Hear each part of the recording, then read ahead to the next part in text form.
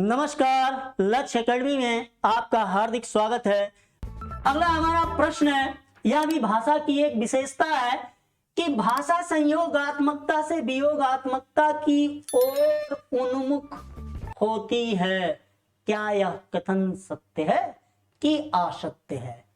कह रहे हैं भाषा संयोगात्मकता से वियोगात्मकता की ओर उन्मुख होता है। क्या यह कथन क्या है? सत्य है, असत्य है, दोनों सही है या इनमें से कोई नहीं है? तो पहले देख लेते हैं कि भाषा संयोगात्मक से वियोगात्मक क्यों हो जाती है। अगर ध्यान दें, एक ठीक एग्जाम्पल देखिएगा। मान लीजिए दादाजी हैं, ठीक, और दादाजी के एक पुत्र हैं, पिताजी, ठीक। पिताजी के मान लिया चिंटू हो गया, नाम किसी का आ जाए तो अन्यथा मत लीजिएगा। चिंटू हो गए, और चिंटू के बाद भी मान लिया अगर कोई परिवर्तन हो जाए तो कोई नाम आ जाए XYZ, जैसे मान लिया पप्पू हो गया, ठीक है, ये नाम आ जाए। अगर ये नाम आता है तो दादाजी के समय जो संस्कृति थी, सभ्यताएं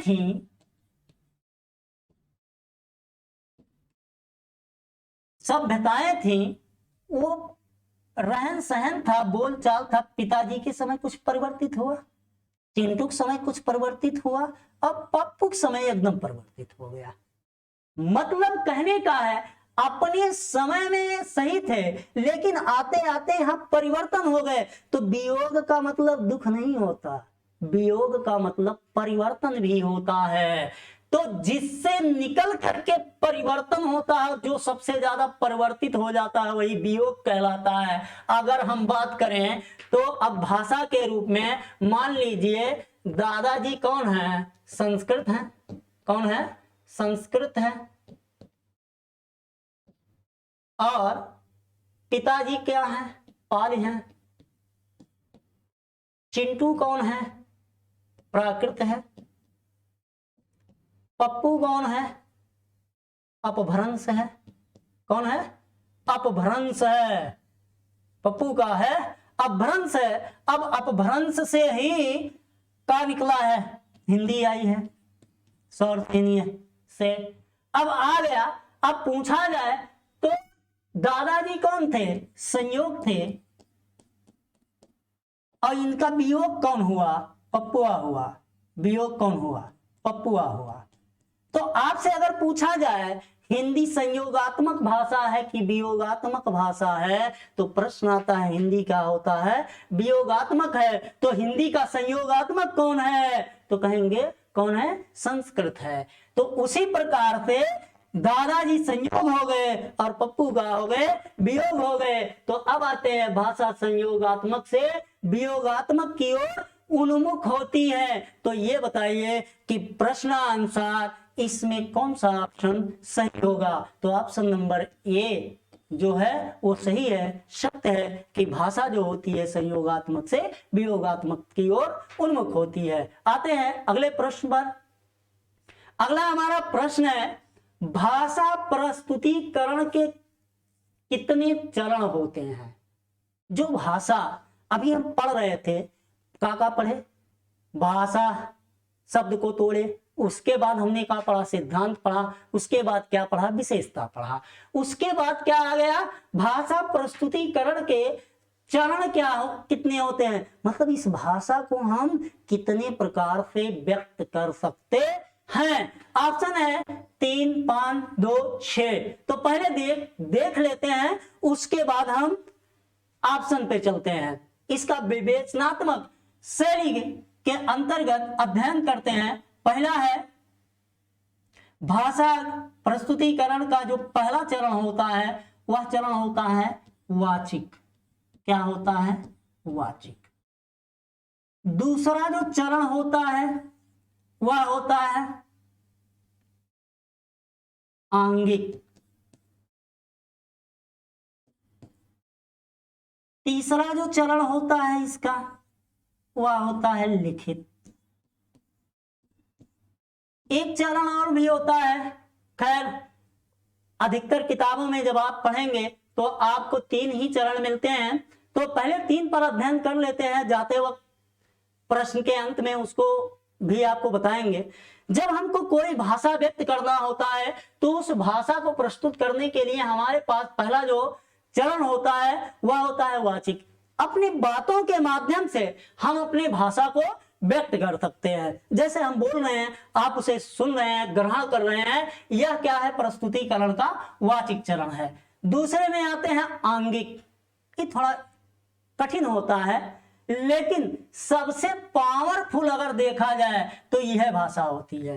कुछ ये कैसे, इस भाषा में जो बोलता है और जिसको बोलता है बस वही दोनों इसको सबसे ज्यादा समझते हैं। अगर एक आध कहीं समझ गए तो वो अपने आप में अद्भुत होते हैं, लेकिन अगर हमको कोई भाषा प्रस्तुत करना है तो उस प्रस्तुतिकरण में हम अंग का प्रयोग कर सकते हैं। जैसे हम 1 दिखाएं, 2 दिखाएं, 3 दिखाएं। तो मान लीजिए हमको टॉफी खाना है तो 1, 2, 3 दिखाते हैं, या कुछ और बात करनी है तो दिखाते हैं। अगर बात नहीं समझ में आया हो तो एक छोटा सा एग्जाम्पल आपको दे रहे हैं कि ये कितना बड़ा पावरफुल होता है आंगिक भाषा।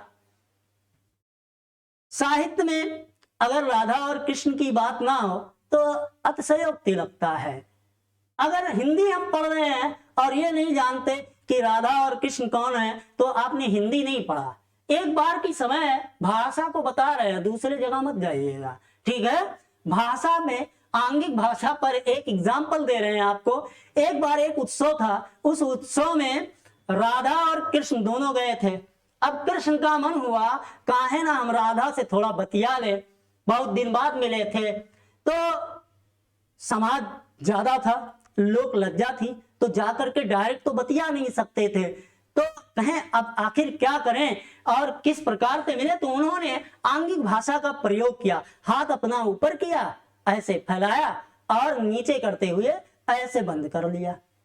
अब राधा देख रही है, ये हाथ ऊपर कर रहे हैं और उसके बाद नीचे किए और ये चले गए। अगर मान लिया बाय चांस आप वहां होते और ऐसे कृष्ण का हाथ देखते तो आप क्या समझते? कुछ नहीं समझते। जिससे बोला गया वो समझ गया। तो बात क्या हुई उन दोनों के बीच? आखिर बात क्या हुई?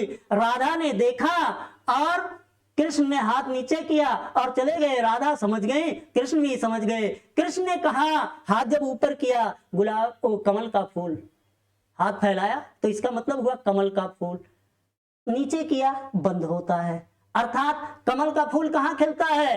तालाब पर, और सुबह दिन में फूला रहता है, वो खिला रहता है, और शाम को क्या होता है, वो बंद हो जाता है। अर्थात उन्होंने संकेत में कहा शाम को तालाब पर आना, मैं तुम्हारा वहीं इंतजार करूंगा, ठीक है। तो ज्यादा मत जाइएगा गहराई में, इसको हम क्या कहते हैं? आंगिक भाषा। तीसरा जो है वो होता है लिखित भाषा।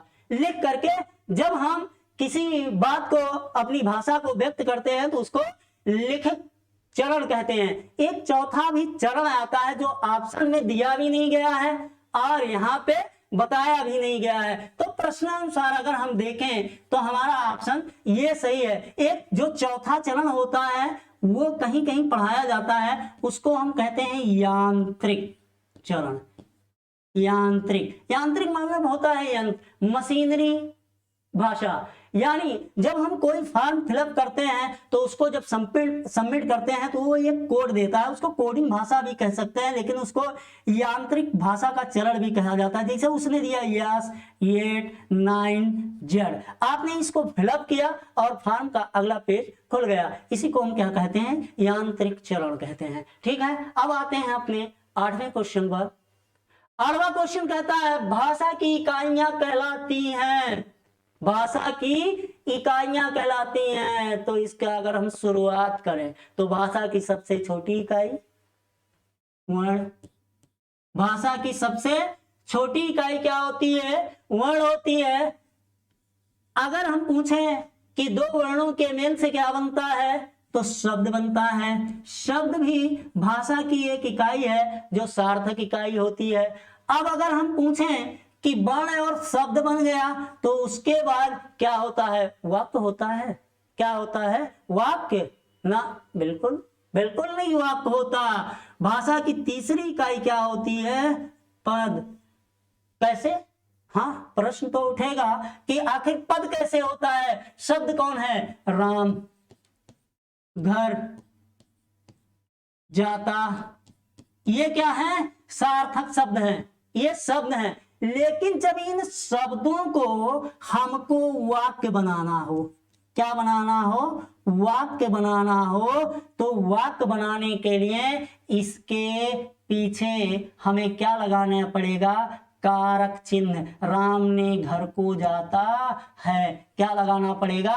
कारक चिन्ह। और जब कारक चिन्ह लगाकर उसे हम विभक्ति में बना लेते हैं तो वह पद कहलाता है, और पदों के योग से ही वाक्य का निर्माण होता है। तो अगर देखें तो भाषा की इकाइयां कितनी होती हैं? 4 होती हैं। चूंकि ऑप्शन में 3 दिया गया है, लेकिन नीचे बताया गया है उपर्युक्त सही भाषा की इकाइयां कहलाती हैं शब्द, पद, वाक्य, उपर्युक्त सभी। तो ऑप्शन नंबर जो हमारा डी है या सही है कि भाषा की इकाइयां कौन होती हैं? शब्द, पद, वाक्य और शब्द, पद, वाक्य, उपर्युक्त सभी। तो ऑप्शन हमारा सही क्या हो जाएगा? उपर्युक्त सही। अब आते हैं हम अपने अगले क्वेश्चन पर। भाषा कौशल के प्रकारों की संख्या कितनी होती है? भाषा कौशल यानी किसी भाषा का अध्ययन या अध्यापन जो कार्य होता है वह कौशलों पर निर्भर करता है। जब हम किसी भाषा को पढ़ते हैं तो सबसे पहले जरूरी क्या होता है? सुनना। अगर आप किसी को ध्यान पूर्वक सुनेंगे नहीं तो आप उसकी बात को समझ नहीं सकते हैं। पहले आप सुनिए, फिर सुन करके हम क्या करते हैं? बोलते हैं, बोलना। फिर हम क्या करते हैं? पढ़ते हैं, पढ़ना। फिर जितना आप पढ़ोगे उतना ही ज्ञान आप में संचित होगा। और चौथा जो कौशल होता है वह होता है लिखना। यानी कि भाषा कौशल के प्रकारों की संख्या कितनी होती है? 4 होती हैं। सुनना, बोलना, पढ़ना और लिखना। प्रश्नानुसार हमारा ऑप्शन जो डी है वह सही है। आते हैं अगले प्रश्न पर। अगला जो प्रश्न है, भारत के संविधान में कितनी भाषाओं को मान्यता दी गई है? भारत के संविधान में कितनी भाषाओं को मान्यता दी गई है? तो प्रश्नानुसार आपने बहुत पढ़ा होगा इसे, और उम्मीद है आपको इसका ऑप्शन सी पता होगा, 22। थोड़ी इस पे चर्चा करते हैं। 14 सितंबर 1949 को हिंदी भाषा को संविधान में राजभाषा का दर्जा दिया गया, जो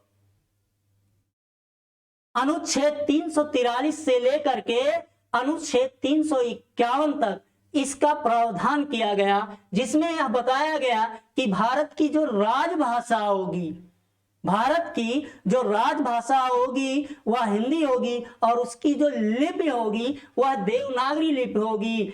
फिर 8वीं अनुसूची में भारत में 22 भाषाओं को मान्यता प्रदान की गई, जिसमें बंगला, तमिल, तेलुगु, पंजाबी, उर्दू के साथ साथ हिंदी को भी मान्यता प्रदान की गई। तो उसमें 22 प्रश्नानुसार भारत के संविधान में भाषाओं की कुल मान्यता प्राप्त संख्या जो है वह 22 है। आते हैं अगले प्रश्न पर। अगला जो हमारा प्रश्न है वह कहता है भाषा के विविध रूपों में सम्मिलित, भाषा के विविध रूपों में सम्मिलित नहीं है। यानी कौन ऐसा ऑप्शन है जो भाषा के प्रकार या रूप में नहीं आता है? कौन है? पहला ऑप्शन दिया गया मानक या अमानक भाषा। क्या है? मानक या अमानक भाषा जो है वह भाषा प्रकार में नहीं आता है। बिल्कुल आता है। कैसे? जब कोई भाषा साहित्यिक हो जाए, क्या हो जाए? साहित्यिक हो जाए, व्याकरणबद्ध हो जाए, व्याकरणबद्ध हो जाए, व्याकरणबद्ध हो जाए, और सरकारी कामकाज भी अगर उसी में क्रियान्वित होने लगे तो उसे मानक भाषा का दर्जा दे दिया जाता है, जैसे हमारी हिंदी। ये क्या है? मानक भाषा। तो अमानक क्या होती है? अमानक भाषा हम उसे कहते हैं जैसे कोई भी बोलचाल की भाषा, जैसे हम बोलचाल में किसी शब्द को तोड़ मरोड़ कर रख देते हैं, उसे दूसरे तरीकों से प्रस्तुत करते हैं, तो अमानक भाषा के रूप में आ जाती है। जैसे गांव की एक बोलचाल भाषा को हम अमानक भाषा कह सकते हैं। कुछ वर्ण भी अमानक होते हैं। अक्सर हमारे क्वेश्चन में पूछा जाता है, पहले एक चीज पढ़ाया जाता था, अगर हम देखें तो झा पढ़ाया जाता था, एक आता था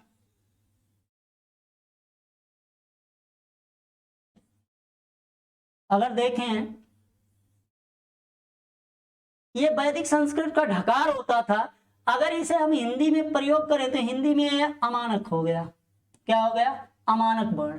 जैसे री, अगर हम बड़ी री का हिंदी में प्रयोग करें तो ये अमानक वर्ण हो गया। अगर हम री का प्रयोग करें तो ये अमानक हो गए। ये अमानक वर्णों की संज्ञा में आते हैं। अगले में हम चलते हैं। अगला जो बी ऑप्शन है ये कहता है विभाषा। क्या भाषा के विविध रूपों में विभाषा नहीं आती? बिल्कुल आता है। जब कोई बोली विषय क्षेत्र, साहित्यिक क्षेत्र दृष्टिकोण से या आम जनता में बहुत पसंद कर ली जाती है तो वह बोली ना रह के क्या हो जाती है? विभाषा हो जाती है। क्या हो जाती है? विभाषा हो जाती है। जैसे अवधी, ब्रज, भोजपुरी, ये बोली ना हो के क्या कही जाती हैं? विभाषा। अगला आता है जातीय भाषा। तो ध्यान दीजिएगा, विभिन्न भाषा के विविध रूपों या प्रकारों में कोई जातीय भाषा नहीं होती। अर्थात प्रश्नानुसार हमारा जो तीसरा ऑप्शन है यह सही है। अब अगर ऑप्शन नंबर हम डी पे देखें तो ये कह रहा है कृत्रिम भाषा। आखिर कृत्रिम भाषा क्या होती है? जब कोई किसी भाषा को बोल रहा हो, किसी भाषा को बोल रहा हो और उसे हम लिख रहे हो, और लिखने के बाद कुछ समय के बाद उसमें हम संशोधन कर दें और भाषा में, शब्दों में परिवर्तन कर दें, तोड़ मरोड़ दें, तो उसी को हम क्या कहते हैं? कृत्रिम भाषा कहते हैं। इतने पे भी भाषा के विविध रूप या प्रकार खत्म नहीं होते। इसके बाद भी भाषाएं बहुत तरीकों, प्रकारों में पाई जाती है। थोड़ा 2 मिनट ध्यान दीजिएगा और कि हमारे जो भाषा प्रकार होते हैं वह कितने रूपों में और पाए जाते हैं। पहले होता है मूल भाषा। क्या होता है? मूल भाषा। अब मूल भाषा हम किसे कहते हैं? मूल भाषा जिस भाषा से कई भाषाएं उत्पन्न होती हैं उसे हम मूल भाषा कहते हैं। जैसे अगर हम हिंदी भाषा के इतिहास को देखें, उनके पूर्वजों को देखें, तो संस्कृत जो है वह हिंदी की मूल भाषा है। अगला आता है मातृभाषा। तो मातृभाषा हम किसे कहते हैं? जो माँ के मुख से बोली जाती है, समझी जाती है, उसे हम क्या कहते हैं? मातृभाषा। अगर आपसे पूछा जाए कि हिंदी क्या है, हिंदी क्या है, तो भावना में बह करके आप ये मत कहिएगा कि हिंदी हमारी क्या है? मातृभाषा है। देखिए, जो परीक्षा होता है वो यथार्थ और सिद्धांत को ध्यान में रखता है, उसके यहाँ भावना के लिए कोई जगह नहीं होती। सिद्धांत और यथार्थ पर ही उसके यहाँ जगह होता है। अगला अगर हम आते हैं तो तीसरा जो स्टेप होता है वो होती है बोली, यानी भाषा के प्रकार में अगला जो होता है बोली। जो एक सीमित क्षेत्रों में बोली जाती है उसे हम क्या कहते हैं? बोली कहते हैं। और वही जब विकास कर ले जाती है तो उसे हम क्या कहते हैं? विभाषा कहते हैं। अगला जो प्रकार मिलता है वह होता है प्रादेशिक भाषा। क्या होती है? प्रादेशिक भाषा। किसी एक प्रदेश की, उसके राज्य की या राज्य द्वारा मान्यता प्रदान जो की जाती है उसे हम प्रादेशिक या राजकीय भाषा कहते हैं। अब आपके लिए एक प्रश्न है, कमेंट में हमको बताइएगा कि उत्तर प्रदेश की राजकीय भाषा क्या है। उत्तर प्रदेश की राजकीय भाषा क्या है। दूसरा, अगर राजकीय भाषा आपको पता है तो उपभाषा क्या है। उपभाषा क्या है, यानी उत्तर प्रदेश सरकार के द्वारा राजकीय, मुख्य भाषा और उपभाषा किसे माना जाता है, ये आप हमें कमेंट बॉक्स में बताइएगा। अगला जो आता है भाषा का प्रकार, वह होता है राजभाषा, जिसमें हमारे सरकारी कामकाज होते हैं उसे हम राजभाषा कहते हैं। अगला जो आता है वह आता है राष्ट्रीय भाषा। किसी भी देश की अधिकतम जनमानस जिस भाषा का प्रयोग करती है, सरकारी कामकाज उसी में भी होते हैं और सरकार द्वारा उसे राष्ट्र का दर्जा दिया रहता है, उसे हम क्या कहते हैं, राष्ट्रीय भाषा। ध्यान से देखें तो बड़े अफसोस की बात है कि भारत की कोई राष्ट्रीय भाषा नहीं है। अगला अगर आएंगे, अगला भी एक प्रकार पाया जाता है जिसको हम क्या कहते हैं, सांस्कृतिक भाषा। क्या कहते हैं, सांस्कृतिक भाषा। ये क्या होती है, अगर मान लीजिए हम हिंदू हैं, कोई मुस्लिम है, कोई सिख है, कोई ईसाई है, अगर किसी को इंग्लिश आता हो, फ्रेंच आता हो, चाइनीज आता हो, पूरे घर वाले बोलते हैं, लेकिन अगर वो धर्म का व्यक्ति है, धर्म को मानने वाला, तो उसके घर जो कर्म कांड होंगे, कोई मतलब धार्मिक त्योहार मनाया जाएगा, तो उस त्योहार में भले उसके घर वाले फ्रेंच या चाइनीज या फिर इंग्लिश बोलते हो, अगर वो हिंदू है तो वहां संस्कृत के श्लोक या मंत्र ही पढ़े जाएंगे।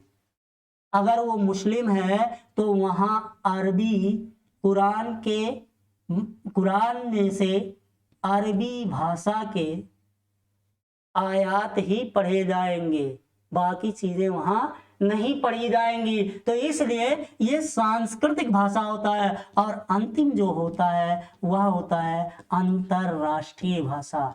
अगला जो अंतिम जो होता है अंतरराष्ट्रीय भाषा।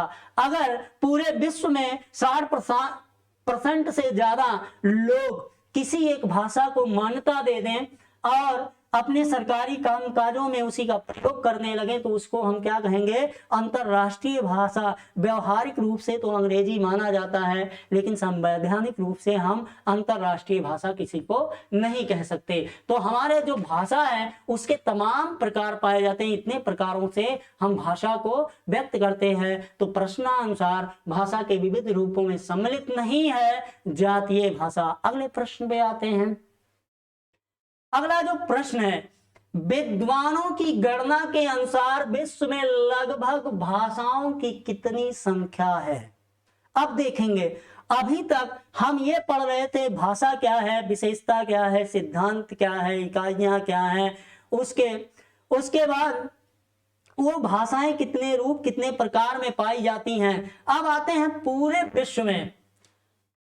विश्व में लगभग कितने भाषाएं पाई जाती हैं। तो कुछ विद्वानों का मानना है कि पूरे विश्व में लगभग 2796 भाषाएं बोली जाती हैं। ये अपडेट नहीं है, ये मतलब विगत वर्षों में, कई एक दशक के वर्षों में किताबें जो हमारी कुछ प्रमाणित आती थी परीक्षा के दृष्टिकोण में, उसी में बताया गया है कि पूरे दुनिया में लगभग 2796 भाषाएं बोली जाती हैं। लेकिन कुछ विद्वानों ने इनकी संख्या को बढ़ाकर क्या कर दिया, 3000 कर दिया। क्या कर दिया, 3000। तो आप प्रश्नानुसार 2796 भाषाएं ऑप्शन में नहीं है, 3000 है। तो हमारा जो ऑप्शन हो जाएगा बी, वह सही हो जाएगा। 3000 भाषाएं लगभग पूरी दुनिया में बोली जाती हैं। अगले प्रश्न पे आते हैं। अगला जो प्रश्न है, कह रहे हैं विश्व की भाषाओं का वर्गीकरण किया गया है। ध्यान दीजिएगा, यह प्रश्न के माध्यम से विवेचनात्मक और व्याख्यात्मक शैली का प्रयोग किया गया है, जिसमें हर बिंदु से प्रश्न लिए गए हैं और समस्त बिंदुओं को बताने का प्रयास किया गया है ताकि आप उसे एकदम सरलता पूर्वक समझ सके।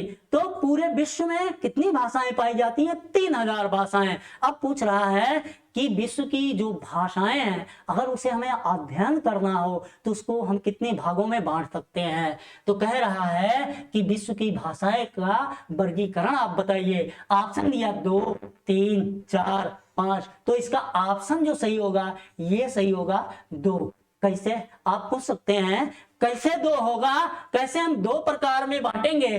तो इसे 2 प्रकार में बांटा गया। पहला क्या था? आकृति मूलक। क्या था? आकृति मूलक वर्गीकरण। दूसरा क्या है? पारिवारिक वर्गीकरण।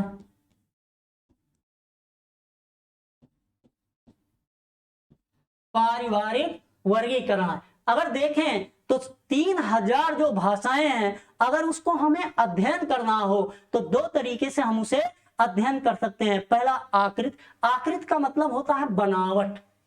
अब भाषा की क्या बनावट होती है? तो भाषा की जो बनावट होती है वह पद और रचना के आधार पर होती है। किस पे होती है? पद या रचना के आधार में। आखिर वो भाषा कैसे बना है, उसकी रचना क्या है, तो आकृति के आधार पर उसका हम वर्गीकरण कर सकते हैं। फिर दूसरा जो है पारिवारिक। पारिवारिक मतलब होता है वंश। आखिर वो 3000 भाषाएं किस वंश की हैं, कैसे आई, किस प्रकार से हमारी भाषा में प्रयोग की गई और उनसे होते हुए हमारी हिंदी कैसे आई। तो विश्व की जो भाषाएं हैं उनका जो वर्गीकरण है वह 2 प्रकार से है, आकृति मूलक वर्गीकरण और पारिवारिक वर्गीकरण। चलते हैं अगले अपने प्रश्न पर। अभी हमको इसे और स्पष्ट करने का आधार है। कह रहे हैं अगला जो प्रश्न है 14, कह रहा है आकृति मूलक वर्गीकरण के आधार पर भाषा के भेद होते हैं। यानी भाषा जो होता है वह 2 प्रकार का होता है, आकृति मूलक और पारिवारिक। तो अब प्रश्न को उठाया उसने, क्या उठाया? आकृति मूलक जो है भाषा का वर्गीकरण वह भाषा के कितने भेद करता है। मतलब आकृति मूलक जो वर्गीकरण है वह भाषा को कितने भागों में बांटता है। तो इसके लिए मैं आपको चार्ट दूंगा। अगर एक वो सारणी बनाऊंगा, उस सारणी को आप ध्यान पूर्वक देखिएगा। क्यों कि यकीन मानिए अगर आप किसी अच्छे एग्जाम में बैठेंगे तो यह एक ऐसा प्रश्न, ये विषय बिंदु है, यह क्षेत्र है कि इससे जरूर 1-2 क्वेश्चन पूछे जाते हैं। अभी आपको समझ में आ जाएगा अगर आपने प्रीवियस सेट लगाया होगा, पेपर देखा होगा। तो कह रहा है आकृति मूलक के आधार पर भाषा के भेद। तो पहले आकृति मूलक के आधार पर हम भाषा बना लेते हैं। ठीक है, क्या कर लेते हैं? भाषा बना लेते हैं। अब वो पूछ रहा है कि इसके कितने प्रकार होते हैं। तो भाषा आकृति मूलक के आधार पर भाषा के 2 प्रकार होते हैं। अब प्रश्न पूछा जाता है 2 कौन कौन? पहला होता है अयोगात्मक। क्या होता है? अयोगात्मक। और दूसरा क्या होता है? योगात्मक। दूसरा क्या होता है? योगात्मक। अब दूसरा योगात्मक हो गया, पहला हो गया अयोगात्मक, दूसरा हो गया योगात्मक। आपसे प्रश्न पूछा जाए आकृति मूलक के वर्गीकरण के आधार पर भाषा के भेद होते हैं, तो प्रश्नतः बी सही हो गया। बी क्या हो गया? सही हो गया। लेकिन बात यही नहीं खत्म होती। अगर आप इसके चार्ट को समझेंगे नहीं तो यहां से बहुत सारे प्रश्न पूछे जाते हैं। अब आते हैं आखिर अयोगात्मक और योगात्मक भाषाएं होती क्या हैं। अयोगात्मक इसको एकाक्षरी कहते हैं। क्या कहते हैं? एकाक्षरी। यानी ये भाषा एकाक्षरी होता है, एक अक्षर का। जैसे तिब्बती, चीनी भाषा, ये क्या होते हैं? एक अक्षर में ही अपने आप को व्यक्त कर देते हैं। तो अगर पूरे विश्व की भाषा हम पढ़ेंगे तो बहुत ऐसे भाषा होते हैं जो एक अक्षर में अपने आप को व्यक्त कर देते हैं। नहीं समझ में आया तो ध्यान दीजिएगा। बहुत चाइना का सामान आप लोग खरीदते हैं, पता नहीं क्या लिखा रहता है इसमें, हमको भी समझ में नहीं आता क्योंकि इस लिपि का तो हमको पता नहीं है, लेकिन लिखा रहता है ये मैं जानता हूं कि ये एक अक्षर में अपनी बात को व्यक्त कर देता है। कौन? चीनी भाषा। तो इसीलिए चीनी जो भाषा होता है वो क्या होता है, एक अक्षरी होता है। योगात्मक जो भाषा होती है वह 3 प्रकार की होती है। क्या होती है? 3 प्रकार की होती है। क्या होता है? पहला होता है आश्लिष्ट, दूसरा होता है श्लिष्ट, तीसरा क्या होता है? परश्लिष्ट, तीसरा क्या होता है? परश्लिष्ट। अब आते हैं, आपसे पूछा जाए आकृत मूलक के आधार पर योगात्मक भाषा के कितने भेद होते हैं, तो 3, अश्लिष्ट, श्लिष्ट और परश्लिष्ट। अब आश्लिष्ट जो होता है यह 4 प्रकार का होता है। कितने प्रकार का होता है? 4 प्रकार का होता है। देख लीजिए,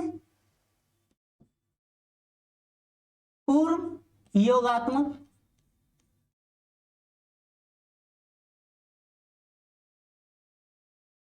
फिर होता है अंत योगात्मक,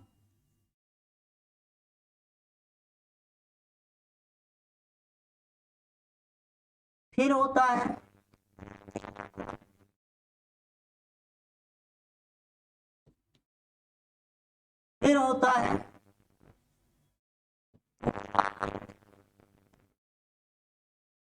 योगात्मक।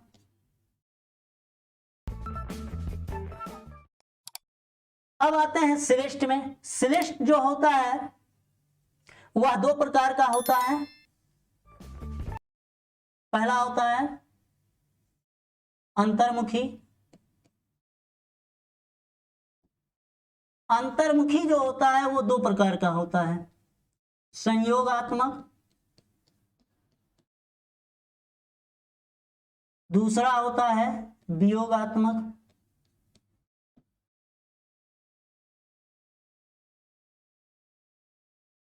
दूसरा जो इसका प्रकार होता है वो होता है बहिर्मुखी। अब ये बहिर्मुखी भी संयोगात्मक और वियोगात्मक होते हैं। क्या होते हैं? वियोगात्मक। अब बहिर्मुखी जो होता है संयोगात्मक वह होता है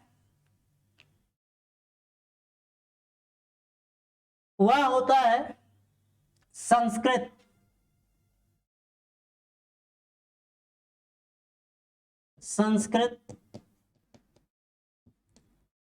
और वियोगात्मक जो होता है वह होता है हिंदी।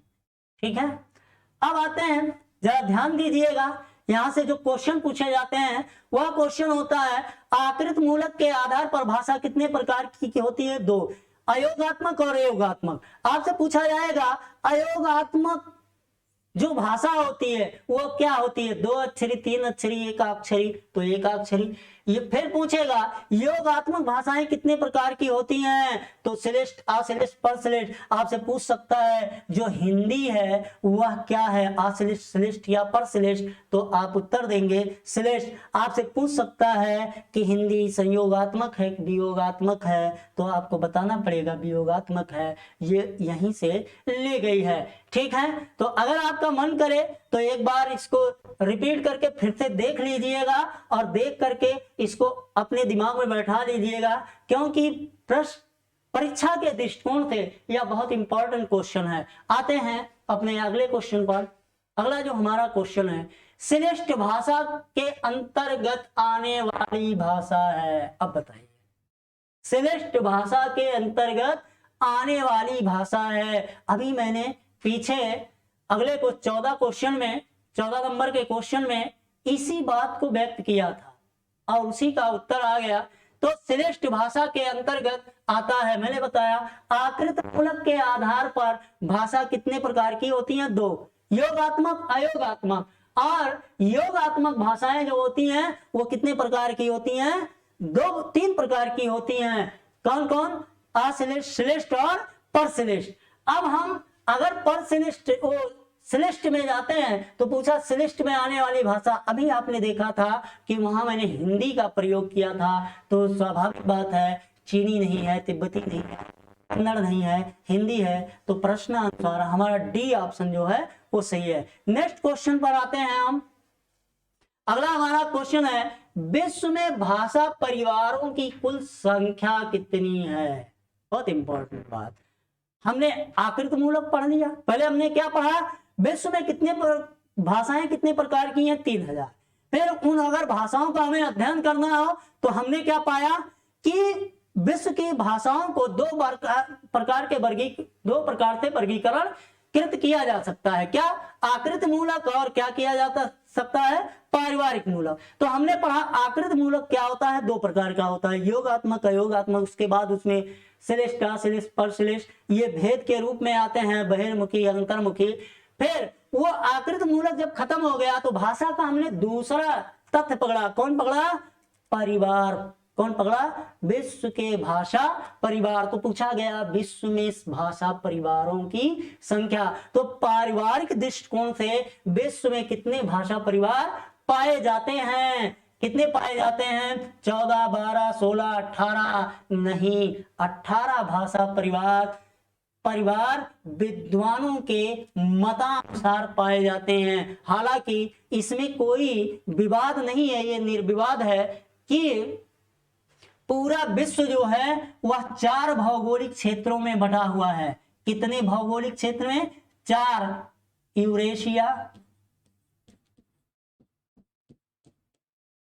यूरेशिया,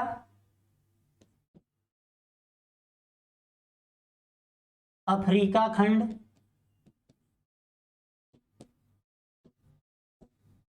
तीसरा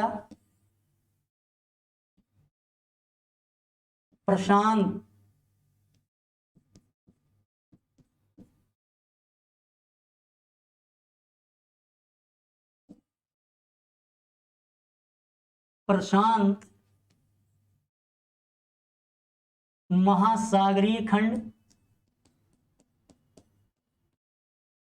खंड और चौथा है अमेरिकन खंड।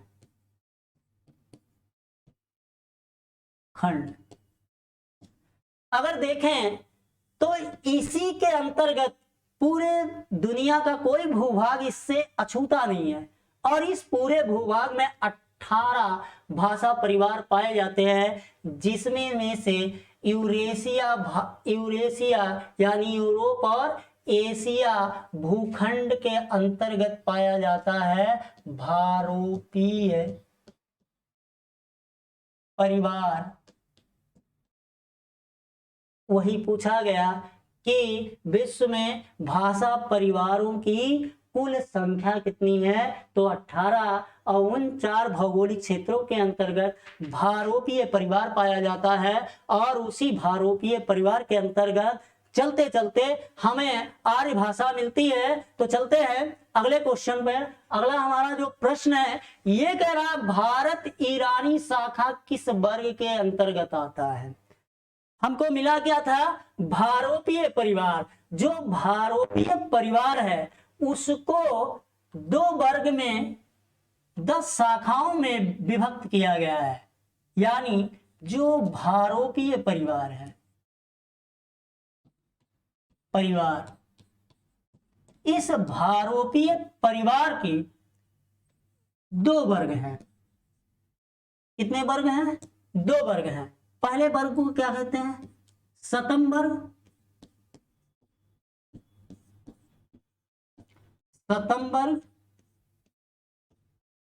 और दूसरे को क्या कहते हैं? केंतुम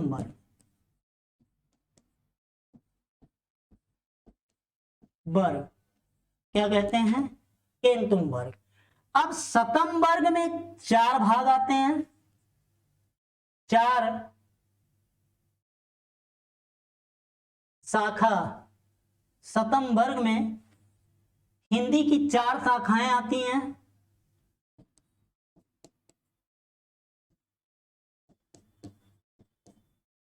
और केंतुम वर्ग में 6 शाखा। यानी भारोपीय परिवार की जो 10 शाखाएं हैं वह दो भागों में बटी हुई है, शतम वर्ग और केंतुम वर्ग। जो ये 4 शतम वर्ग है, इसी शतम वर्ग में 4 शाखा में से एक शाखा है भारत ईरानी। भारत ईरानी शाखा क्या है? भारत ईरानी शाखा। अब हम 10 शाखाओं में से एक शाखा को लेकर चलेंगे। तो देखते हैं प्रश्नानुसार भारत ईरानी शाखा किस वर्ग के अंतर्गत आती है। तो शतम वर्ग ए, बी केंतुम वर्ग, सी दोनों में, डी कोई नहीं। तो हमारा जो पहला ऑप्शन है यह ऑप्शन सही है। अगले प्रश्न पे आते हैं। अगला प्रश्न है भारत ईरानी के उपवर्गों की संख्या कितनी है? पहले हम कहां पहुंचे थे? पहले हम पहुंचे पूरी दुनिया में कितने भाषा परिवार हैं? 18। 18 में से हमने क्या ढूंढा? भारोपीय परिवार। भारोपीय परिवार जब हमको मिल गया तो हमने भारोपीय परिवार के 2 खंड देखे और दोनों खंडों को, पूरे भारोपीय परिवार को 10 शाखाओं में विभक्त किया गया और उस 10 शाखा को 2 वर्गों में बांटा गया, शतम और केंतुम। और शतम वर्ग में हमें कौन मिला? भारत ईरानी। अब पूछ रहा है भारत ईरानी के उपवर्गों की संख्या कितनी है? तो मैं आपको बता दूं भारत ईरानी के उपवर्गों की संख्या 3 है। पहला है ईरानी, दूसरा है दरद, तीसरा जिसको पर्वत भी कहा जाता है, तीसरा है भारतीय, ये 2 हो गया। तीसरा भारतीय आर्य भाषा। क्या है? भारतीय आर्य भाषा। मतलब अगर देखा जाए तो हिंदी के हम बहुत करीब पहुंच गए। कहां पहुंच गए? हमको मिल गया भारतीय आर्य भाषा। यानी भारत ईरानी के उपवर्गों की अगर संख्या हम देखें तो कितनी है? 3 है। तो ऑप्शन जो सी है यह हमारा सही है। तो भारत और ईरानी जो शाखा थी उसके 3 उपवर्ग है, ईरानी, दरद और भारतीय आर्य भाषा। ठीक। अगर ध्यान से देखें, अब ध्यान से यही अध्ययन कर लीजिए जो भारतीय आर्य भाषा है। चलिए थोड़ा ध्यान दीजिएगा, आपको बहुत सारी चीजें आ जाएंगी। ये भारतीय जो आर्य भाषा है, हमको क्या मिल गया? भारतीय आर्य भाषा।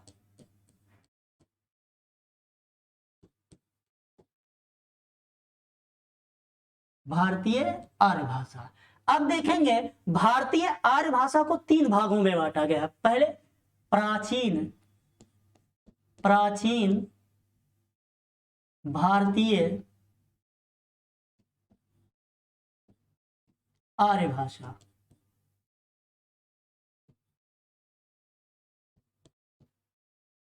ये खंड आ मान लेते हैं। 3 में है प्राचीन भारतीय आर्य भाषा। इसमें जो भाषा आई वह थी पहला वैदिक संस्कृत,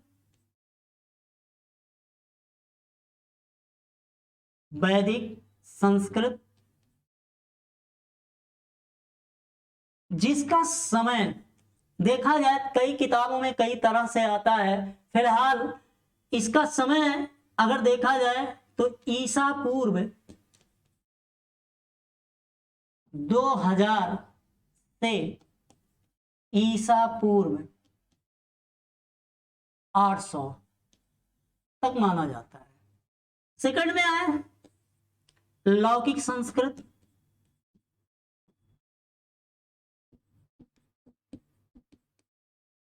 लौकिक संस्कृत में, तो लौकिक संस्कृत का समय माना जाता है ईसा पूर्व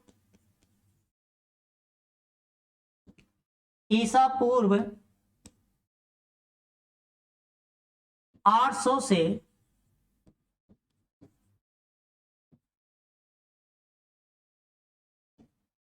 800 से ईसा पूर्व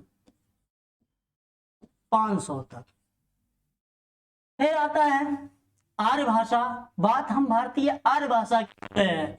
बा पर, बा में मध्य भारतीय आर्य भाषा, आर्य भाषा। अगर इसको हम ध्यान में रखें तो इसमें जो तीसरे बोली आई, भाषा आई, परिवर्तित हुई, वह थी पाली। क्या थी? पाली। और पाली भाषा को क्या कहा जाता था? प्रथम प्राकृत, प्रथम प्राकृत भाषा। ठीक, इसका समय था ईसा पूर्व 500 से 1 ईस्वी तक, 1 ईस्वी तक। ठीक, 500 से 1 ईस्वी तक। चौथे में आते हैं प्राकृत भाषा, जिसका नाम था द्वितीय प्राकृत, प्राकृत। इसका समय था 1 ईस्वी से 500 ईस्वी तक।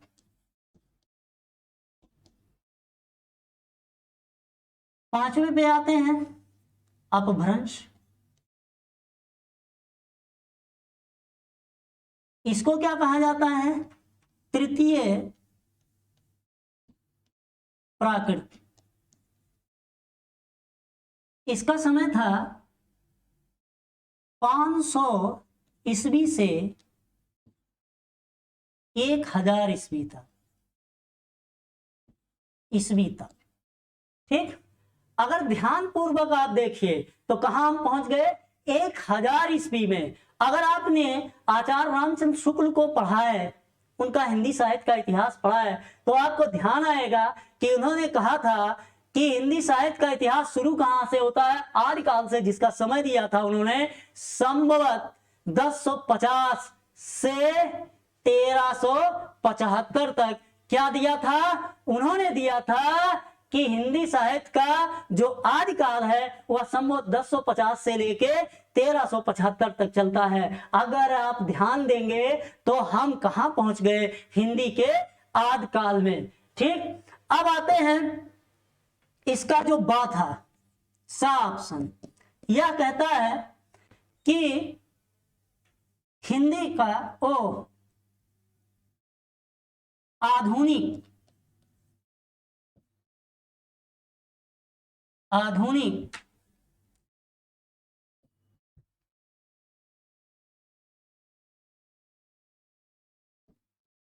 आधुनिक भारतीय आर्य भाषा। इसका समय था 1000 ईस्वी से अब तक। तो देखा जाए भाषा के समस्त चरणों को स्पर्श करते हुए हम कहां पहुंच गए? हिंदी के आदिकाल में, जहां से हिंदी हमें पढ़ाई जाती है। अब चलते हैं हम अपने अगले प्रश्न पर। अगला जो हमारा प्रश्न है, प्रथम प्राकृत भाषा का समयावधि है। अभी मैंने पीछे जो हमारा प्रश्न था उसके पीछे हमने आपको बताया है कि जो आर्य भाषा थी वह भाषा कहां से लेके कैसे आई। ये प्रश्न वहीं से संबद्ध है। तो प्रथम प्राकृत भाषा का समय अवधि क्या था? प्रथम प्राकृत तो हम क्या कहते हैं? पाली भाषा। तो कब से था पाली भाषा? ईसा पूर्व 500 से लेकर के 1 ईस्वी तक। ऑप्शन कौन है? बी। ठीक है, तो हमें क्या मिल गया? प्रश्नानुसार हमारा बी ऑप्शन सही है। आते हैं अगले पे। अगला जो अंतिम हमारा क्वेश्चन है वह क्वेश्चन है कि आधुनिक भारतीय आर्य भाषा का प्रारंभ कब से हुआ? आधुनिक जिस हिंदी को हम पढ़ते हैं, कहां से? आदिकाल से। उस हिंदी का प्रारंभ कब से हुआ? ऑप्शन दिया गया 950, 1000, 1050, 1100 से। तो चूंकि पढ़ा हम रहे हैं तो जिसके आधार पर हमने आपको पढ़ाया है ऑप्शन तो आपको वही देना पड़ेगा। आप अपने अनुसार 950 या 1050 या 1100 नहीं लगा सकते। अभी बताया गया आधुनिक आर्य भाषा कहां से आई, आर्य भाषा पूछा है कहां से शुरुआत हुई, तो ऑप्शन नंबर बी। कौन? Option number B. ठीक, तो आज के लिए इतना ही। ध्यान दीजिएगा, यह एक प्रश्नोत्तर विधि थी और इस विधि के माध्यम से एक विवेचनात्मक, वर्णनात्मक और व्याख्यात्मक शैली के माध्यम से आपको समस्त बिंदुओं का अध्ययन कराने का प्रयास किया गया। यह भाषा विचार और भाषा विज्ञान के तहत जो भी प्रश्न आपसे पूछे जाते हैं, उन प्रश्नों को इन प्रश्नों के माध्यम से आपके समक्ष प्रस्तुत किया गया। यकीन है कि आपको यह वीडियो पसंद आया होगा। अगर आपको यह पसंद आया है तो आप इसे बहुत ज़्यादा शेयर और लाइक कीजिए, बेल आइकन को दबाइए और सब्सक्राइब कीजिए। आज के लिए इतना ही, मिलते हैं अगले वीडियो में। धन्यवाद।